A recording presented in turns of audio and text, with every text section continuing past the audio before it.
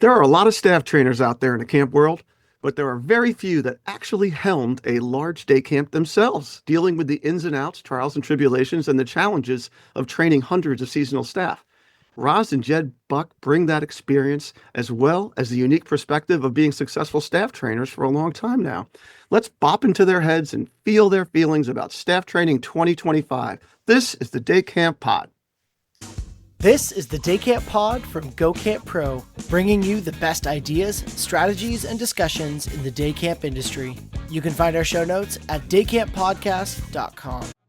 Let me tell you about CampMinder, the #1 camp database in the world. It has the most robust offerings of service features found anywhere. Every feature works together to create a full, seamless system that helps your camp office run more efficiently while giving your camp family state-of-the-art communication and financial tools. Check out the details at campminder.com. AM Skyer is a leading insurance and strategic partner for many of the finest camps in America.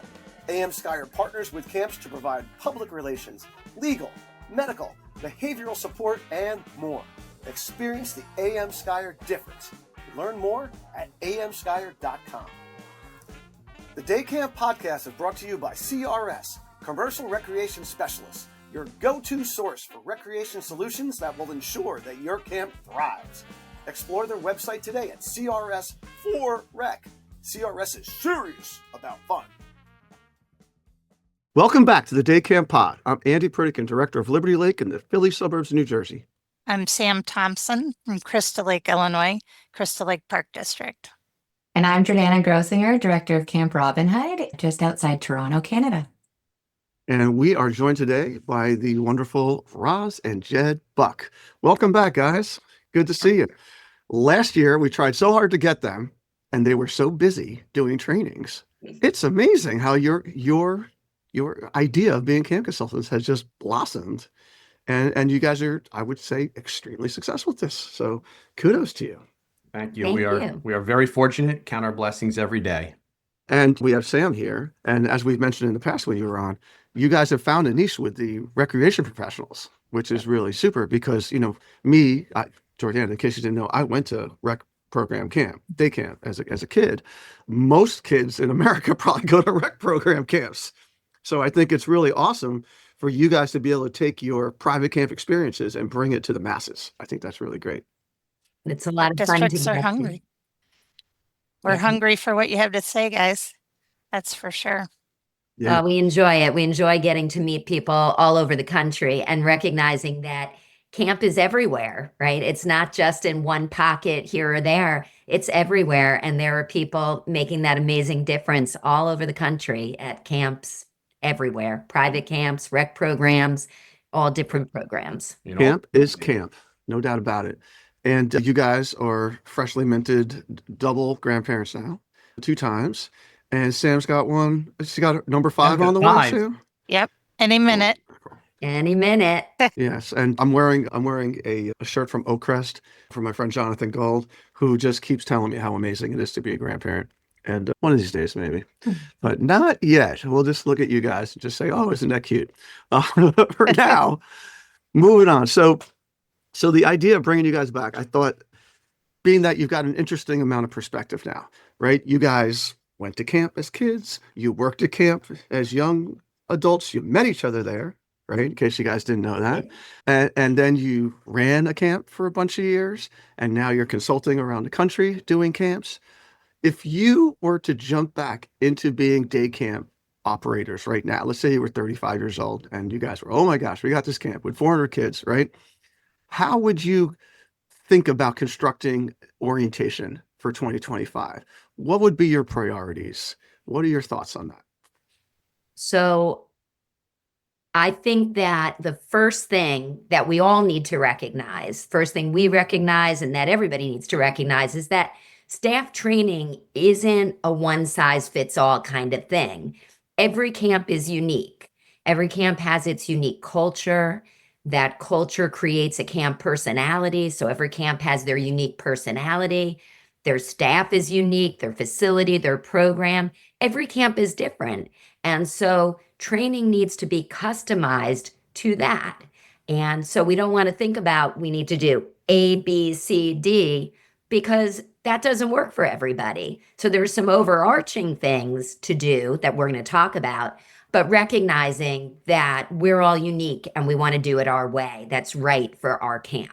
Right. But you mentioned culture, and I know we're going to talk about culture a bunch Yep, in the we next hour. will. How long did it take, Andy? But can we assume that this camp that we're starting, that we're running, doesn't even really have much of a culture? Because there are a lot of camps that don't have great cultures because they have a lot of different directors coming in over times and things like that, and it's hard for them to necessarily build something, right? So let's assume that we're starting with very minimal culture when we talk about this.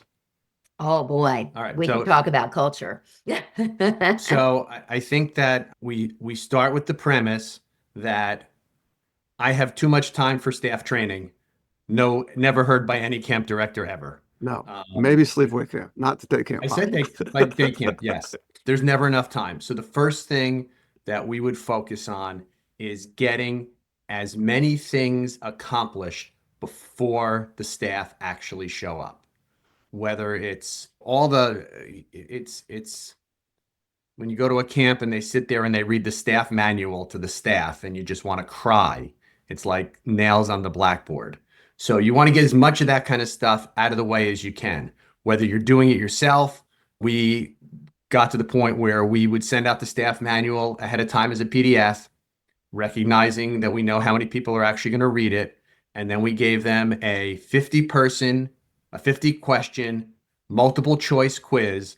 That was the 50 things that we wanted them to know. That was open book in the same order of the staff manual.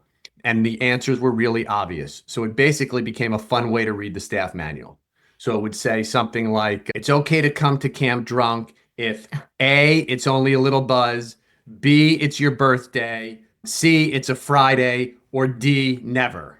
Okay. So hopefully they can get that right. And that's how you translate that line from the staff manual to them, or that concept from the staff manual to them in a fun, simple, easy way, not when they're in person, because you don't have enough time in person.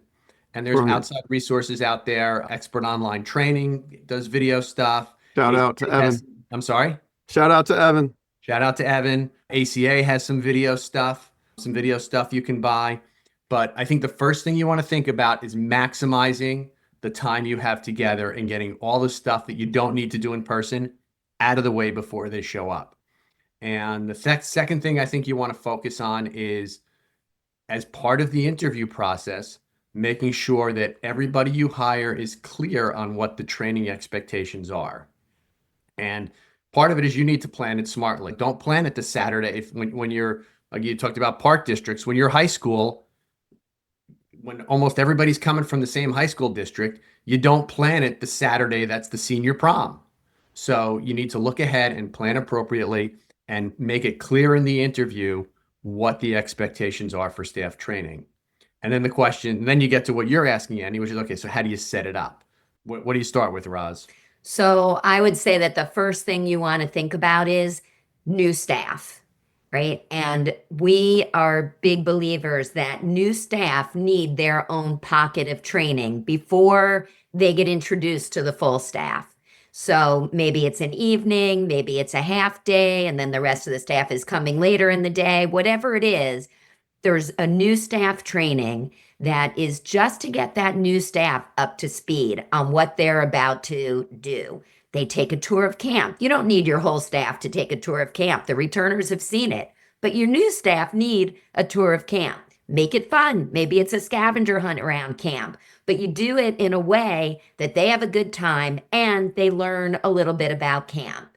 This is the best use of time for returning staff, is to do a new staff training so that returners are not hearing all the same things repeated that you need to make sure the new staff get. The other thing that happens is it starts to get them connected to camp and starts to get them connected to other new staff. So they start to feel a little bit comfortable with what this is all about, with the people. And we always like to share that once you've been to the new staff training that night, the end of the night, you're not new staff anymore. Now you're part of camp. So when you come into our next training, you're not new staff. You've been here. You're part of it. And when they come into that full staff training, they know some people already. They've met other leaders that were at that new staff training. They've met other staff, other new staff. So there's some connections, some people to sit with. They don't have that awkwardness when they walk in with the full staff of not knowing anybody. So we're big believers in pulling out some time to do new staff training for those folks before you get everybody together. And then in terms of that, go ahead, Andy. I was going to say, let's just talk about new staff a little bit more, right? Because I'm just curious what the other hosts here do.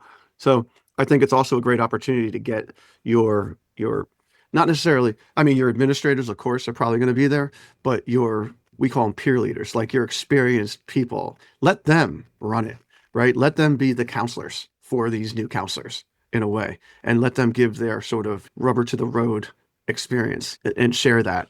And then I just think it's such a great opportunity. We're talking, a lot of the stuff we talk about is a balance, right? It's a balance between feeding them a ton of nuts and bolts at this thing and building a culture, right? And making them feel comfortable, right? So when someone asks me, like, what's your goal at a new staff orientation? I want them to feel comfortable. I want them to feel like they're part, like you said, Roz, you're not new anymore, right? I want them to feel part of the culture of Liberty Lake.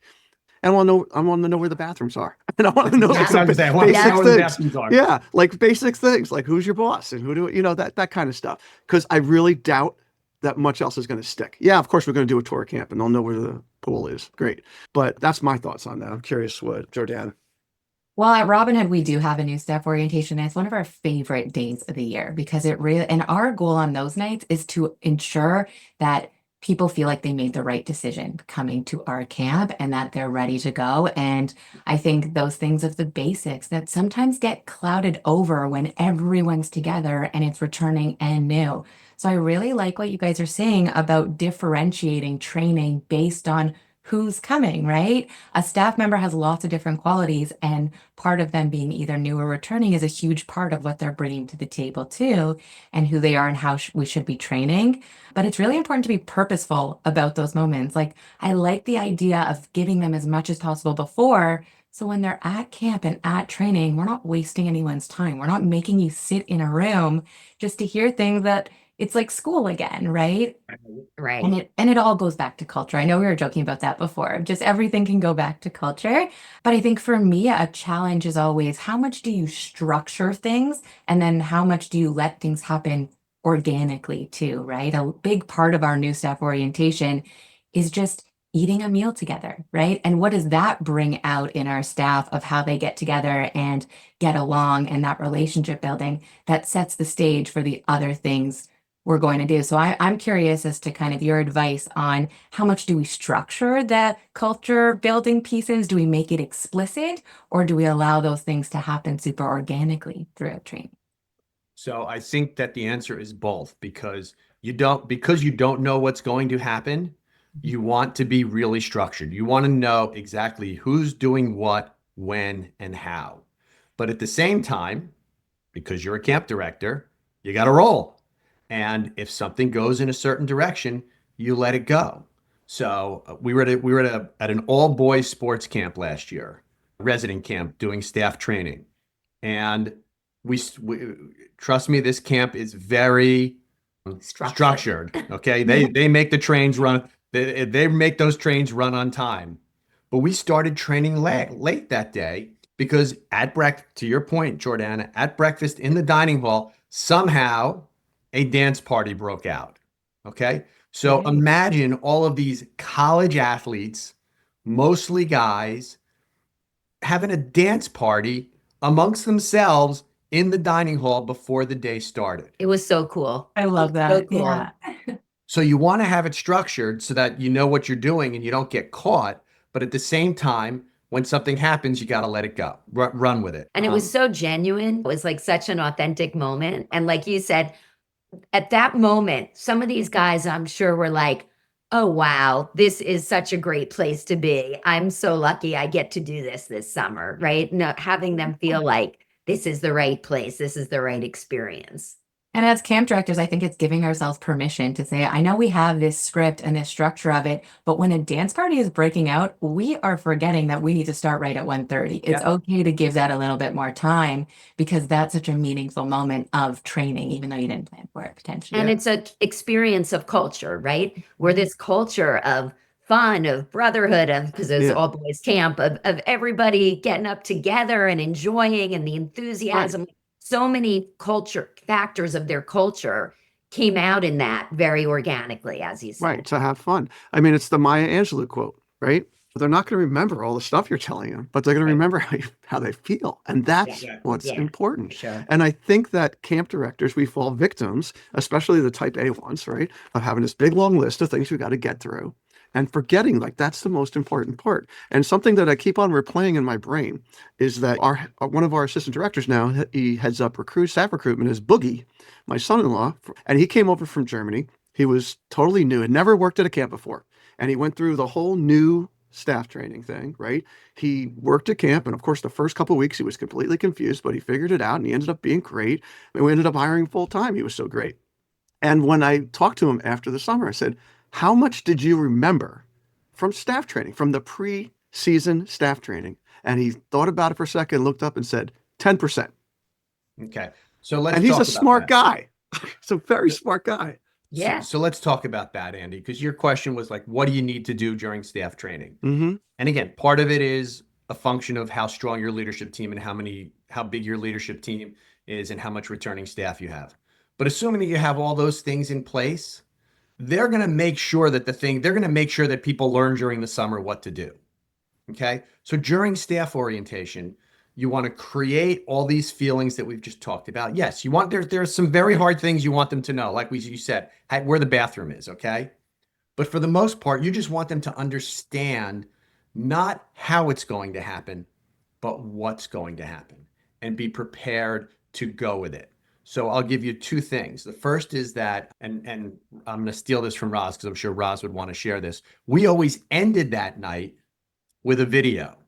We ended our new staff training with a highlight video. Everybody does their full summer things. We didn't play an hour for them, but we put together maybe a 5-minute video of all of the staff interactions from our promotional videos. So they could just see what's actually happening. And we included that last day where everybody's hugging and crying so that they know what we're trying to get to, right? It's the old start with the end. Yeah. Okay? What they're going to be part of. Start with the end. That's where we want to get to. So that's the first thing.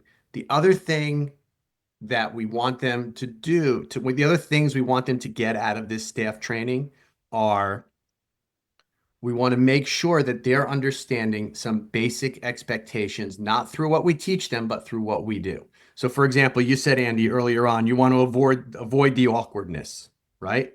First thing, before the very first person arrives, you want to set the stage for, again, how you want them to feel this summer. So if your camp is the crazy, all right, before the first car pulls in the driveway, the music should be playing, okay? And the banners should be up and people should be there waving, whatever it is. And as soon as they get to that first session, something should be happening, okay? As basic as we had staff who would come, we'd staff parents who would come and their kids were on staff. So the parents had to be leadership. So their parents had to be there early. So they're there an hour before they needed to be there. So in the dining hall where they would meet, before they got there, on all the tables was Sudoku and coloring sheets and tic-tac-toe sheets. Connect the dot, whatever it is, all So they kinds had of something to activity do. sheets. And then as soon as real people, okay, as soon as you got to the real part of staff training, again, before the first one arrives, there is an activity that is going on so that they don't walk in, sit down by themselves, and take out their phone. So you want to make sure that you are doing that from the very beginning. We call that the unofficial start, so that nobody has a chance to feel awkward. And again, that's what you want them to do with their kids. You want to make sure that they're getting their kids comfortable from second number one. For over 100 years, summer camps have been an integral part of the AM Skyer world. AM Skyer is a strategic partner for summer camps across the country, building personal relationships and providing valuable resources to their clients and friends. every day. AM Skyer is proud to support camps and make them safer. Skyer was founded by Abe Skyer in 1920 and is now the third generation of Skyer family leadership.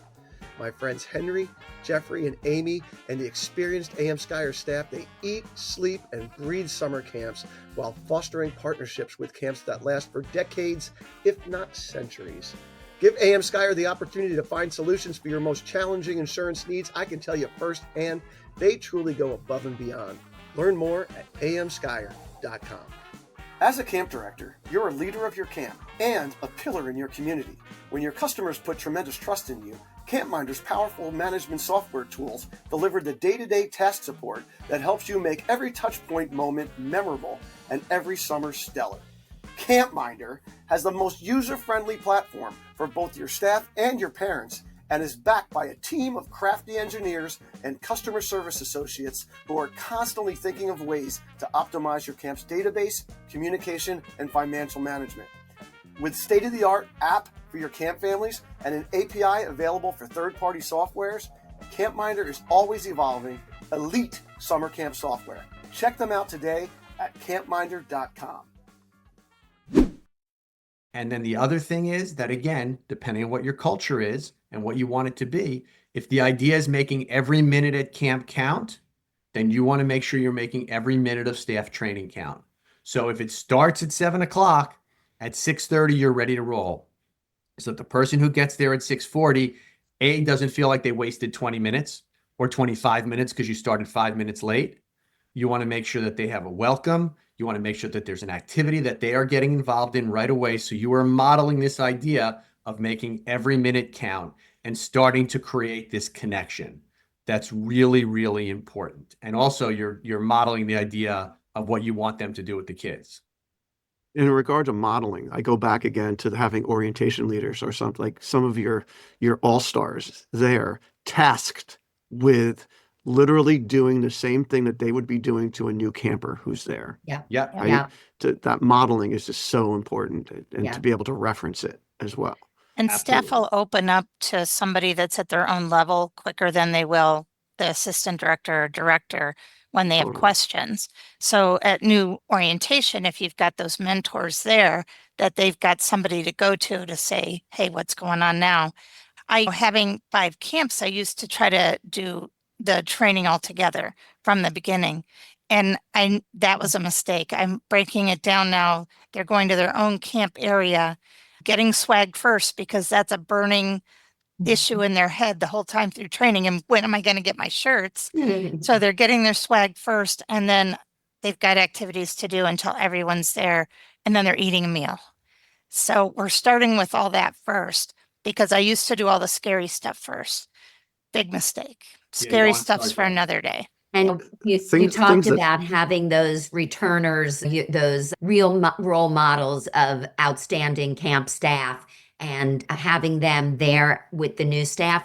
We always like to do a panel where we would pick some of these real rock star returning staff members, and we'd pick different ages, different areas of camp they work in, a real cross section of camp. Because we had from your high school kids through your older adults who were working at camp, and new people fit any of those different pockets. And we would do a panel where all the leaders would leave. There would be nobody there except these returners and the new staff, so that they could introduce themselves, what they do at camp, what they're about, how long they've been there, and answer questions. And the new staff felt like, okay, there's nobody watching me. My immediate supervisor is not watching. The camp director is not watching. And we would give them time to just have those conversations and answer questions and start to meet each other, which was, I think, really productive and really helpful for them. That's really smart. We did the same thing. We still do that. I've done it every year that I've been a camp professional. And the one year that Justin was working with us, he did it. We called the session. It was actually in the outline. Everybody saw it. It's called "I'm Not Your Boss. Ask Me Anything." Right. And Yeah. and this was when people could choose where they wanted to go to. We were doing like an elective kind of orientation, and like everybody went to. They all wanted to just ask questions. It was about pay and money and dress and this and that. It was Absolutely. like the weird things that they didn't want to sort of sound. Absolutely. Do I really need to right. So I want to take Jed's discussion about the unofficial start for a moment. I love that phrase, by the way. It's so great. And we do that at every session we do. Some of you have been to our sessions, right? We do it at a training session. As soon as people walk in, we're doing things, they're doing activities to make this point because it's so important for everybody. And it's not just important at new staff training. I'm going to actually take this as a way, if you're okay, to sort of segue it into the must cover sort of messages at all staff trainings. So that unofficial start should happen at every single training session that happens, new staff and beyond. As soon as people are coming in, things are happening. And it actually starts the connection happening too, because they're doing these fun activities, whatever it is that you're doing, they're doing them together with other people that they're going to be working with. And that's where we talk about connection, right? The getting connected. To us, that is above and beyond one of the most important things that needs to happen during staff training is to create a connected staff. And we like to call it connection before content. You're going to have lots of training content, and there's lots of content throughout the summer, right? Your whole program. But the connection needs to happen before any of that happens for everything to be successful. The more connected your staff are to each other, and that happens during training, the more connected your staff are to, so it's about the leaders connecting to the staff, it's about the staff connecting to each other. Then camp starts, it's about the staff connecting to their campers. Then it's about the staff helping campers connect with each other. There are lots of layers of connection that happen, and that needs to happen from the start. So those connection kinds of activities that you do during staff training to help bring the staff together, those are things that they can then take. We always like to try to do activities that they can take and then use with their campers. So again, you're modeling for them what it is to connect, why it's important, having the discussion about why it's important, and then taking it from there. That discussion about why it's important can sort of morph into the difference that they get to make. We want to make sure they understand as staff the difference they make. They're not at our camp to be babysitters. That's not what camp is. And they need to really get that their role is they are youth development professionals. This is a really important role, and they get to make a positive difference in the lives of their campers. And one of the ways they do that is by helping us teach these valuable life skills like how to make friends, right? One of the most important life skills that comes from camp, how to make friends. And it's a learned skill. It's a practiced skill. We practice it every day at camp. And we start it at orientation by helping them make friends on staff and helping them understand this, that they're going to take this and do it with their campers. And that's how they're going to make a difference in the lives of their campers, a difference that will go forward from this summer. That's big. I still get chills when I talk about it. And it's huge. It's huge for them to get that. Yeah. And it's important, like you said, to debrief it, right? Yeah. Don't just do it. Like debrief it, talk to it, as I like to say, connect the dots in their head, right? Yeah. And just one last thing about new staff orientation, where I always debrief. When I get them all sitting there, that first moment where we sort of finish with the fun and games or whatever, and now it's like we're starting the orientation, I tell them, think about how you feel right now, how you don't know anybody, you're super nervous, like all this kind of, you're never going to feel like this again at this camp. And this is what's going to feel like on Mondays when the new campers come in. And you need to bottle that and put that on yourself and take it out every single Monday and drink a little bit. Remember what it's like, because you're going to lose the empathy of this as the summer progresses. Absolutely. So I think it's very important. Yeah. Yeah. Anyway, keep rolling. You guys are awesome. I think Yeah. I was just going to say the modeling part of it is so important. And I think sometimes in the moment, our staff aren't recognizing that that's what we're doing, right? And that's the beauty of it. But I think we also have to be explicit, like you're saying, about highlighting the purpose of some of the things that we're doing too. So the connection is at the forefront of everything. I agree. That's how we start off our all staff training. The whole day is about community building. We'll get to the other stuff. We have on-the-job trainers to support them through what they need to know later on. But if we can prepare for the first couple days of camp and a real understanding of the expectations, that matters, and getting them all connected really matters. But I love the point of like making a point of what we're doing, right? So maybe that connection carries through all of our staff training so that we can say, see what we did here, right? And that's part of the debrief of like, how do you think this is going to show up with the kids? Because I think day camp in particular is so interesting because so many of our staff have not had a camp experience before, right? And so they really don't know what they're walking into. And so much of our job is to show them those things. But when we start with maybe the pressure of you are a youth development professional, which is what we want to get to, like when we're talking about the end of the summer, that's what we want to get to. We want them to know that. But in the moment, that might feel like a lot of pressure too for a 16-year-old. It just makes me think of like, oh my gosh, well, I can't mess this up. I can't make mistakes because this kid's life is dependent on it, right? And we want to start with, let's get together, let's have some fun, and we'll ease you into this, and we're here to support you, is what I'm hearing. Yeah. Yeah, Actually, for sure. if I could just build on that a little bit, I think the other thing, when we talk about this connection before content and kind of making connections, that's what we might call team bonding. Okay. So that's when your leadership goes bowling in the off season, and that's kind of the get to know you stuff. I think the other element that is crucial during staff orientation, day camp or resident camp, is team building, which is slightly different than team bonding. Okay, so team bonding is when you kind of get to know each other. Team building is where you learn how to rely on each other and you learn to work as a team. And again, those are things that are hard to do once that 40-yard dash starts or 100-yard dash starts every day, right? When we talk about the differences between day camp and resident camp, and it applies to training, it applies to the summer, it applies to the ACA camp conferences.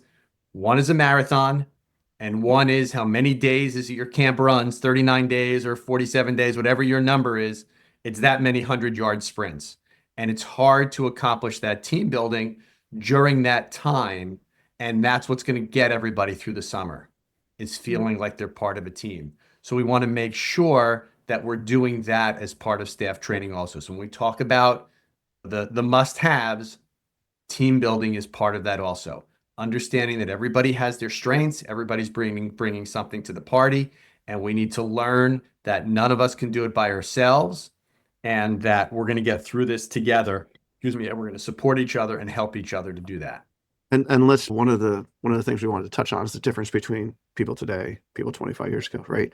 Kind of thing. And something that I hear all the time about Gen Z, right? It's the loneliest generation. They're stuck on their phones. They date by swiping left, like all this kind of thing, right? They don't go out. They don't drink. They don't whatever. I don't know. I've been married as long as you. Yeah. But so they, even 25 years ago, people were like, ooh, team building. Oh, not my thing. Like that kind of.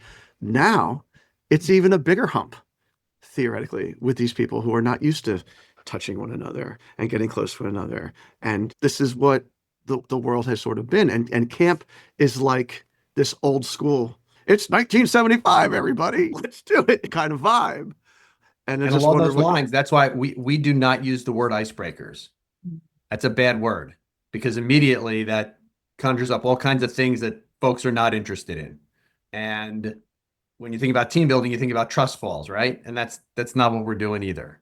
I think that a real important skill that we really need to hone is making folks, staff, regardless of their age, feel comfortable doing the things that we need to do at camp and getting them out of that bubble and off that screen. And it's hard. I mean, it's an addiction. It is clear it is an addiction. It's like they say, the worst thing that you can tell somebody when you have somebody who's upset, the worst thing you can do is tell them to calm down, because they can't calm down because that's why they're upset. And it's the same thing with the phone, which is not as simple as you can't be on your phone. We need to find ways to help them understand and to give them alternatives to that phone that allow them to put it down.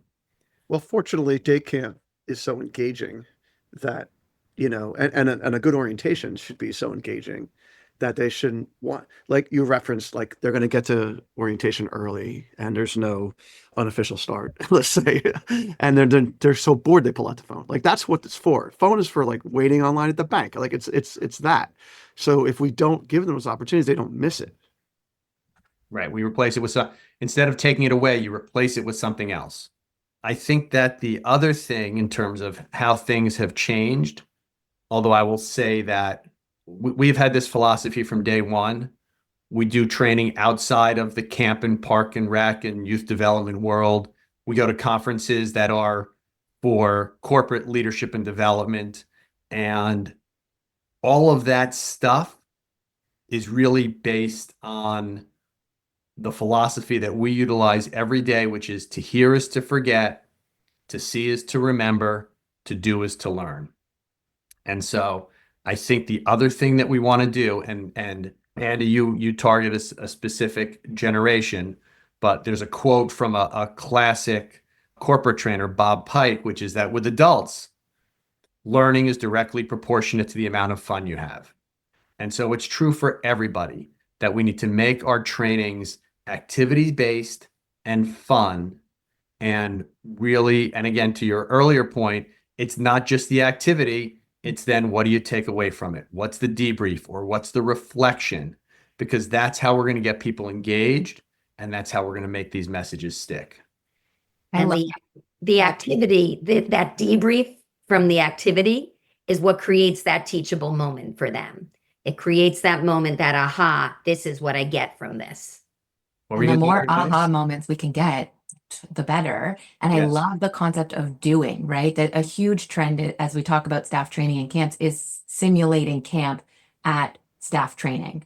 So would you consider that kind of on the must-haves list too, as we go through that list of, is there an opportunity to practice camp? Do we see the value in bridging those activities with actually practicing camp?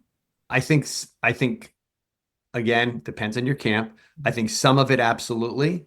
So it's nice to, if you can, on a weekend day, simulate a camp day, right? Simulate arrival, simulate a meal, do all those things. But the activities, you're not necessarily playing Gaga first period and going on the ropes course second period and swimming third period, but you are rotating around and you're getting the feel of things. But while you do that, you're having experiences that you take away, because to your point earlier, Jordana, all we need to get them through is the first couple of days. We have enough returning staff and enough leadership to teach you the hows, right? We want to get through the whys, and we want to get through building that support network within camp that's going to get you through it. The only portion of using your people to simulate a day that has stickiness and doesn't always work is behavior management, because I've used counselors before and said, okay, you're going to be this child that does this, but they take it to the nth degree and are just horrible. And then they scare the new staff because they're way worse than our kids would be in that situation. So that one I stay away from. Yeah. We learned that also. We used to do it the wrong way and do it the right way. And nobody ever remembered the right way. Everybody always remembered the wrong way. It was so over the top. So you really got with the show them what you really wanted to be like, as opposed to not. And I think, Jordana, your point about sort of simulating the camp day, as Jed talked about, the way the day begins, the way the day ends, arrival, dismissal, what happens at lunchtime, right? When they go to have lunch, they have lunch the way they would with their group, right? So that they understand how it works when they get into the lunch pavilion. And maybe somebody gets up and just talks a little bit about what happens in lunch, so they get that during the experience. And maybe they do go to the pool to get an understanding of what the expectation is when they're at the pool. And they go to the lake to get the understanding of how they're supposed to help and support the specialists at the lake. And maybe they're at a creative activity, and maybe they're at an athletic and at the challenge course, not to necessarily play through a whole activity, but to understand from those specialists in those different areas how they can partner with them to help them run the activity more successfully for their campers. Because that partnership is really important between the specialist and the group counselor to make it successful. Specialist is the leader of their activity. The group counselor is the leader of their group and knows their kids. How do we work together? Tell me what I need to do to help you. I'll tell you what I need you to do, and let's make it successful. But if we sort of go through some little bits and pieces in some of those areas, it helps them when they get to those first days where they're actually doing it. Right. It's not such a shock to their system the first day. They're like, I don't know you. How are we going to work together if we haven't experienced this before? I love that. Absolutely. And to Andy's point and to Boogie's point, all you want them to do, it's not so that they really know what to do the first time they get there. It's really so that they're not surprised as to what they're doing the first time they get there. Right. So you just don't want it to feel uncomfortable, but they're still not going to know what to do. It's just kind of giving them that background. Yeah. And we've had great success with doing what we're talking about and having those orientation leaders be the counselors for the new counselors. Because like Jordana said, at a day camp, half your new people could have no idea what a summer camp is. I mean, certainly in where I'm located, it's 90% of my new people, unless they were former campers. Right. I just want to go back to one thing we just talked about, which is that there is a bit of an exception to this, which we kind of had on the fringes just now, but we didn't really talk about, which is your specialty staff. Because for your lifeguards, for your rope staff, if you have horseback riding, we want to their training is different. Okay, we want to make sure that we're keeping in mind that we should be having differentiated training based on their jobs at camp as well as their experiences. So, what the ropes course does, they're doing real hardcore, how to belay, how to do this, Safety skills. Exactly. Yeah. So their training is going to be a little different. And it's so even within a camp, it's not a one size fits all. And I think that we're seeing a trend towards more differentiated training by job, and even some jobs that you wouldn't think of. I mean, we have a camp that we work with. I think this is going to be, we've been with them a bunch of summers, but this is going to be the third summer where we will work with their nurses. We will work with their medical team, because in the past they got ignored. They didn't really have any staff training, and they didn't decide that it was important until they had a disastrous summer with that staff. And they said, we probably need to do stuff for them also. And we did a session at Tri-State 2 years ago. ACA National this year was training your program specialty staff. And we have more than one client who went to that session who has now said, oh, by the way, when you come this summer, we're going to do something for the specialty staff, because we've never really brought them in. They've kind of done their own thing. No, it's very important, because the specialty staff also, a lot of these people are teachers, and they're used to being like the only person there and running this group, right? What I've found is that they struggle with how to delegate to the counselors that we assign to them. And if they don't delegate, by halfway through the summer, they're going to have no voice. They're going to be frustrated. They're going to say, nobody helps me. And then they're upset because the counselors are sitting on the side doing nothing. But that's because you didn't share with them what you need them to do to help, right? I tell them, if I walk around and I pass your activity and I see two of the counselors sitting in the back talking to each other and you're running the whole group, I'm not mad at them. I'm saying, why didn't you get them engaged? Why didn't you tell them when they first got there what the expectations were and all? I wanted to touch on something. We were talking about how the first few days they will learn, right? And I went to a Jay Frankel session at Tri-State a couple of years ago where he talked about like the first 48 hours, like the first 2 days, like what are the essentials? And he literally made like a printout, like what, and every camp can do it what are the important things that your staff needs to know those first few days? Like there's a hit list of those things. And those are the only things that he was saying you should really care about, that they absolutely grasp onto from orientation. Those nuts and bolts things. That all the other things you're talking about, they'll learn, they'll figure it out. Like we're going to explain, it's in the handbook. I like that. I think that that's pretty relevant to figure out what those little pain points are. But I want to pivot to a different question, because something Jordana wrote in the questions that she thought about before we came here. So being that so many staff that work at a day camp have never experienced camp before, right? How do you explain to them how hard this job is, right? That the resilience that is needed and the handling feedback, right? And the fact that you can't just tell a kid what to do and they listen to you so quickly, right? That this is so much different than working as a cashier at ShopRite. This is just so much more in depth. What kind of reality check can you give these people without, like Jordana was alluding to before, scaring them away? Yes. Yeah. It's definitely a balance. Yeah, for sure. We talk about that with evaluations also. Mid-season evaluation, you don't want to kill them because you got to get them through the summer. So that is a really interesting question. And to a certain extent, that's the holy grail, is how do we teach resilience in a world that's not very resilient? I mean, I think, Andy, you've used this phrase before, going back in time, the teacup generation, right? That they're very fragile. So how do you build resilience? And it is a challenge, and we have tried to create some activities that we've done with camps to try to show what resilience is. But we've also done some activities that point to the importance of asking for help. Because one of the other things is that in our society today, asking for help or asking questions is viewed as a sign of weakness. If we want to figure it out ourselves. So one of the other things that we try to really impress is the importance of asking questions. We do this activity a lot with leadership, where they have a task and they have a certain amount of time and they have a certain number of lifelines, and they can use the lifelines whenever they want, as long as they agree. And I don't know that we've ever done it where any group has ever used all their lifelines. And when at the end, when you say, why didn't you use them? What was the penalty for using them? Nothing. Why don't you use them? Well, because we thought we could do it ourselves.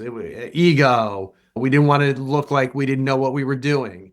And so we want to break that down also in terms of trying to build the resilience, is encourage people to ask questions, not to give up, but to ask questions. And to recognize that supervisors, directors, whoever, they're there to support you. They're there to help you. And sometimes it's a little bit of a perspective shift, right? Needing to shift their perspective from this idea of, I have to have it figured out, I have to be able to do it myself, to a perspective of, it's okay if I don't know everything. It's okay to ask those questions. It's even okay to make mistakes sometimes, we always like to say, as long as they're not safety mistakes. Like this, safety is like the glass balls. You're juggling balls all day, right? Jed likes to use this analogy. Love that. It's my favorite Juggling Jed balls Buck all analogy. day. And some of those balls are glass balls, some of those balls are rubber balls. If it's a glass ball, like a safety ball, and it falls, it's going to shatter. That's a problem. But a lot of them are just rubber balls. They're things that, oh, I didn't know I was supposed to be there at that time, or we needed to do this or do that. That's okay. It bounces back. We pick it up. We keep on going. And so we need them to kind of understand that it's okay if you make a mistake. Don't fall apart. And don't kill somebody else over a mistake they made. And we do an activity where where every time someone makes a mistake, that's okay. Let's try it again, right? It's important to understand that's okay.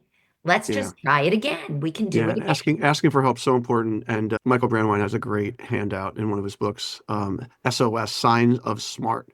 Right. So something that's one of my mantras at camp is, the more questions you ask, the smarter I think you actually are. Yeah. Because they think it's reverse.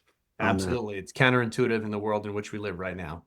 And I think that's been like one of the biggest shifts in training over time at camps, is like, I think we position staff training to say to staff, you're going to be an expert at the end of this weekend. You're going to know everything you need to know. And I think it's important for us to say out loud these things we're talking about we are training you actually on how to ask the questions, because we're here to support you throughout the summer. I know at our camp, we love to use the term bump it up. And last year we did a training where we went through scenarios of like, can I handle this myself? Do I go to somebody for help? Who do I go to for help? And who do I bump it up to kind of hit home that you're not alone in this? And we all have, it's like those lifelines. I love that activity. Yeah. And I think that it's important to talk through those things so they know that the expectation is that you're going to ask for help, right? To get you through the summer. What a great training idea, to bump it up thing. Because so many people, if you explain this, asking questions is good, right? Ask for help, right?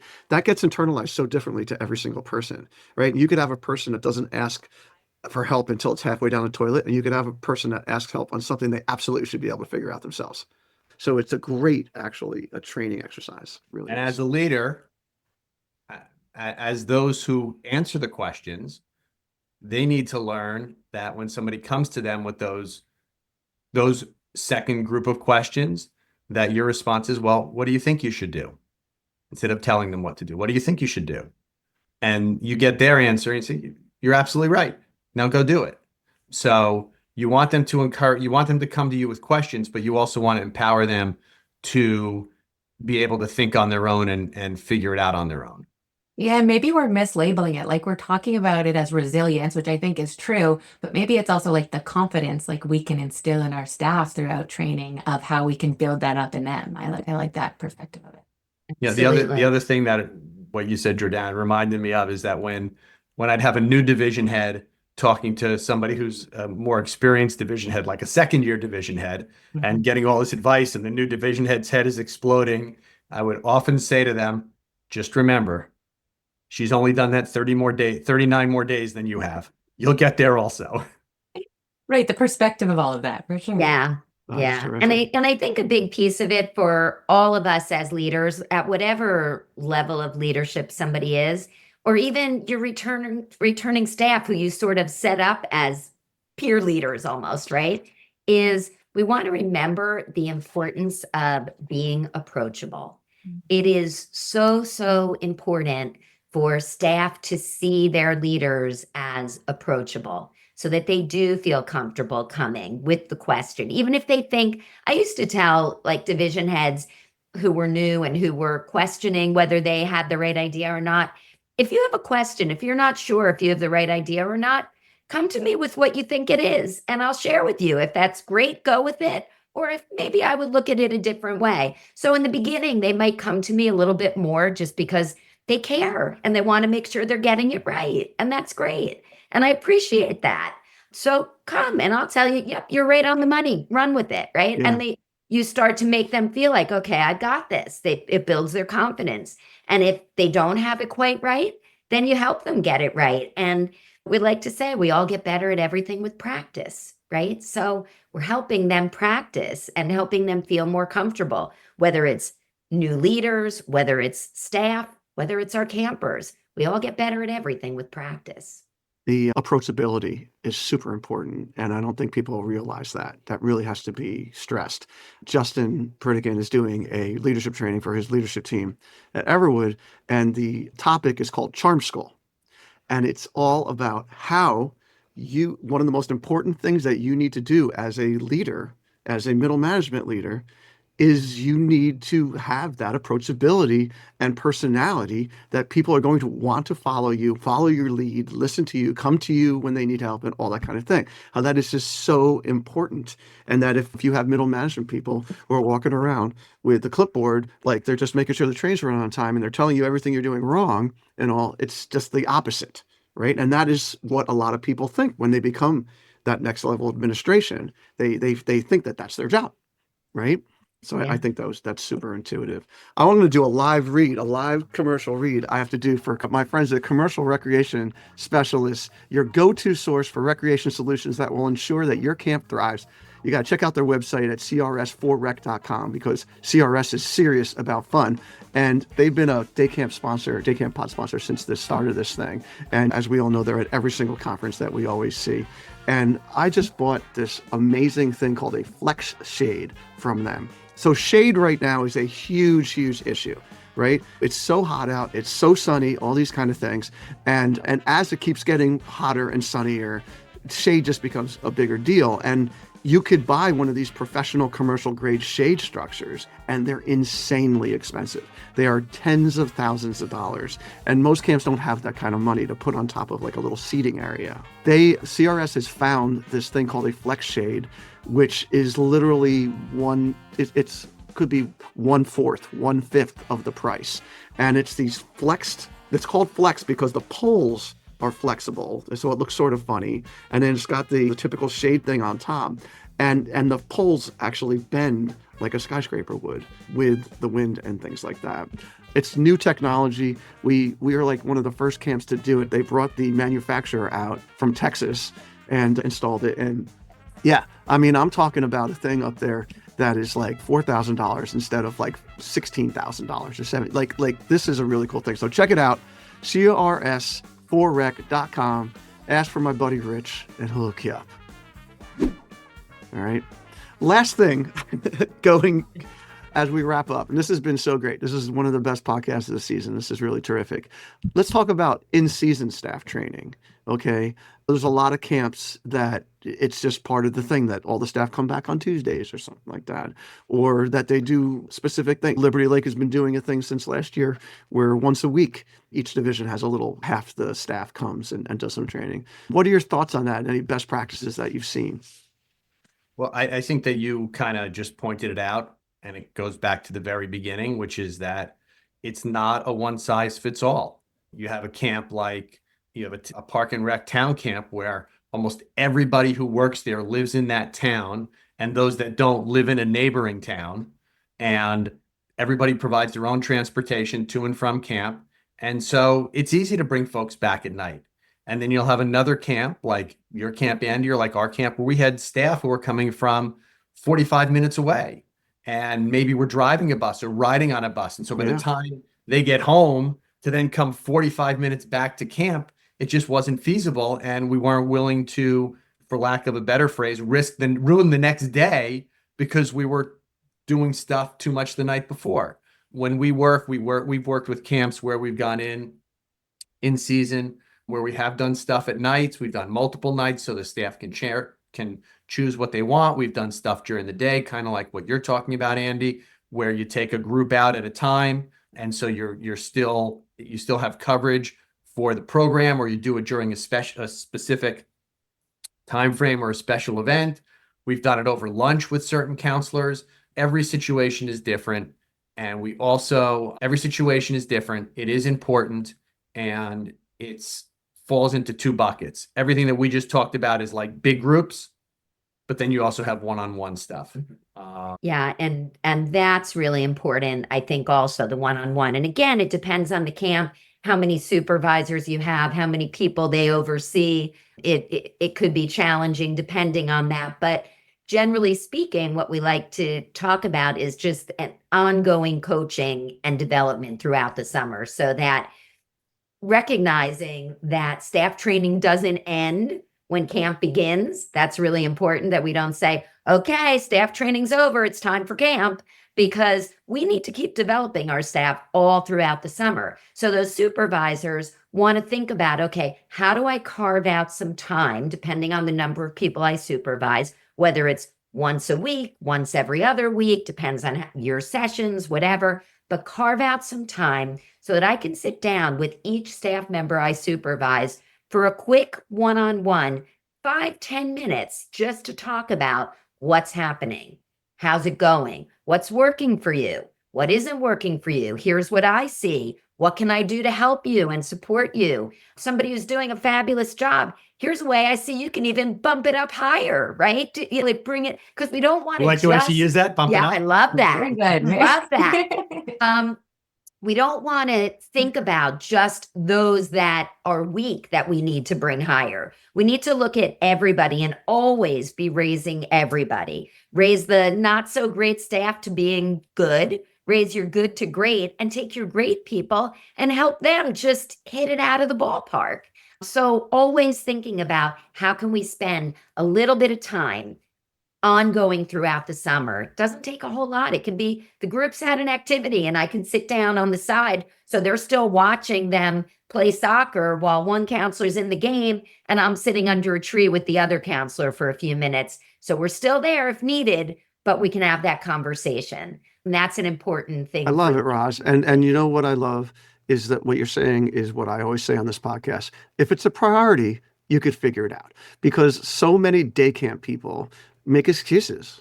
There's no time. We can't supervise the kids. We can't do this, right? I go back to Chris Thurber, who normally had done sleepaway camps. He started doing day camps, consulting with them, and he called me and he's like, what is this thing that like day camps just, they don't have time for anything. They can't have a meeting. They can't do this. They can't do that, right? And yeah, but if it's like you said, you just listed like 20 great ways to skin the cat, right? Yeah. If it's important, then you figure it out. We're camp people. My God's sake, if we We can can't make figure this anything out. work. Exactly.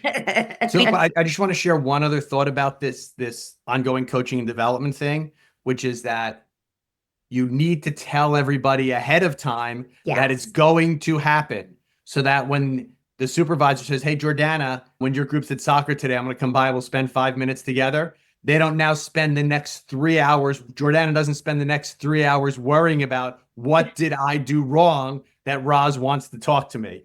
So you need to set up ahead of time that, hey, I just want you to know these things are going to happen during the summer. I plan on sitting down with everybody every 2 weeks. So when I tell you we're doing it, don't worry because we're all doing it. I And think you, that's such you an set important it up. Sorry, I'm sorry. Oh, I just said that's such an important part, like just to build that into your culture also of like, we're here to support you. And what support looks like is these individual check-ins that are going to creep up on you. So you freak out all morning. Exactly. Yeah. And we set ourselves up as coaches, right? Everybody understands what a coach does, that a coach is there to help you get better at what you're doing, to guide you, to nurture your development in whatever it is, right? Well, guess what? Leaders at camp are camp coaches. They're there to coach their staff and help them get better and guide them to improve their skills. And that's ongoing, right? That happens all season long on a sports team, happens all season long at camp. And that's why we call it ongoing coaching and development, or OCD for people like me. I do a breakfast halfway through the summer where I hit some topics quickly, but the breakfast part, I finally found the key. It was Chick-fil-A spicy chicken sandwiches in the morning, and they loved it, and they all came. And so I was like, all right, that'll last maybe 1, 2 years, and I'll have to find the next big thing that will get them all to go there early in the morning. So That's Food is great. always key. Don't Whatever do a training. works. Don't do a training without any kind of food. Just Absolutely. Oh, for sure. And that's Yeah, not it was- camp's. That's well, not a I- camp-centric statement either. well, I think I was talking to somebody at, it was either ACA National or Tri-State, and the camp person said, if there's no food, it should be a Zoom.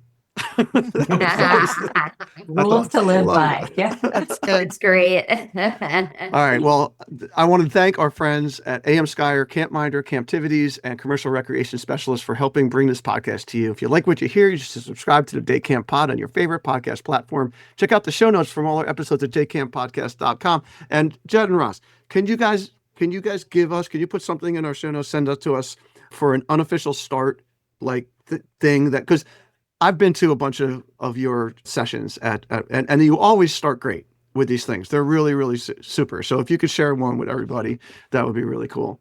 So yeah, go to daycamppodcast.com and check it out, as well as contact info for Roz and Jed and for me and Sam and Jordana. Thanks for listening and making yourself a better Day Camp Pro. We'll be back in 2 weeks with another episode of the Day Camp Pod. The Day Camp Podcast is brought to you by Go Camp Pro and the Go Camp Pro Podcast Network. Find a podcast for camp professionals of every age and stage at gocamp.pro/podcast. Thanks for listening, friends.